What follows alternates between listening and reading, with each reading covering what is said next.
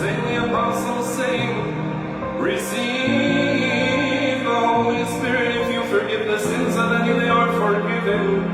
If you retain the sins of any, they are retained. Therefore, we ask you, our Master. نشكر ربنا على هذا اليوم الجميل الذي بدأ بالقداس في كنيسة مجمع نيقيا في هنا في أكاديمية ماري مرقس في المقر البابوي في دير الأنبا بشوي. ثم كان حفل تخرج دفعة سنة 2026 من مدرسة القديس أثناسيوس والقديس كيرلس اللاهوتية في لوس أنجلوس، سان أثناسيوس أند سان سيريل كوبتردوكس سكول أكتس.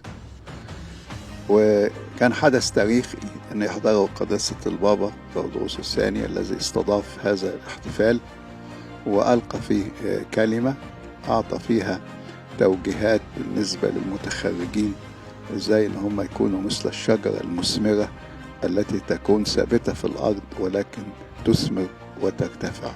فكان يوم مبهج، وأيضا كان حاضرين اللي اتخرجوا قبل كده، وفكرة إنه الأكاديمية تستضيف حفلات التخرج للمدارس اللاهوتية أو الإكليريكيات في الخارج فكرة كويسة. وزي ما ذكر قداسة البابا احنا ثالث احتفال، وطبعا هيمتد لبقية الاحتفالات.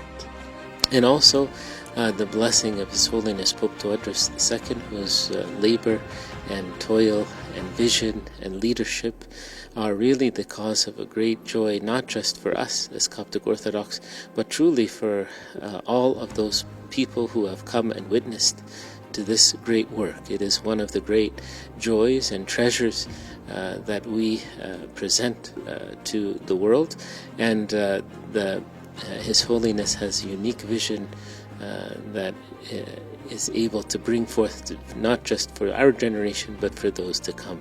So we thank His Holiness for hosting us and for sharing with us in this joyful day and adding to our joy upon joy and blessing our school and all of those other theological institutions and schools throughout the world. Hello, my name is George Tadros. I'm one of the faculty at St. Athanasius and St. Cyril Theological School in Los Angeles. Today we had a beautiful day in St. Mark Academy hosted by His Holiness Pope Tawadros. We had a beautiful commencement ceremony for the graduates, as well as celebrating almost 10 years of graduates.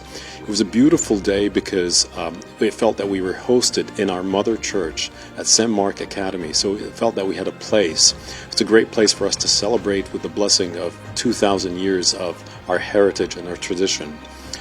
It was also great because we were able to connect with a lot of the faculty and the scholars in Egypt, and it really put in us a really great spirit that we would want to collaborate more and work more on more things to come.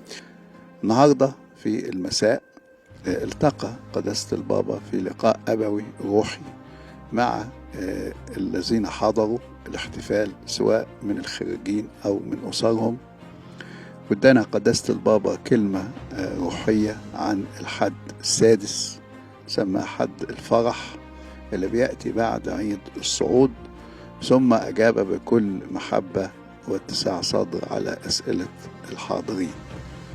والجميع انبهر بالإنجاز الكبير في هذا المكان، ليس فقط من أجل جمال المباني ولكن من أجل رؤية وراء كل مبنى، وراء فكرة الأكاديمية، وراء المكتبة المركزية البابوية، وأيضا مركز المخطوطات ومركز لوبوس.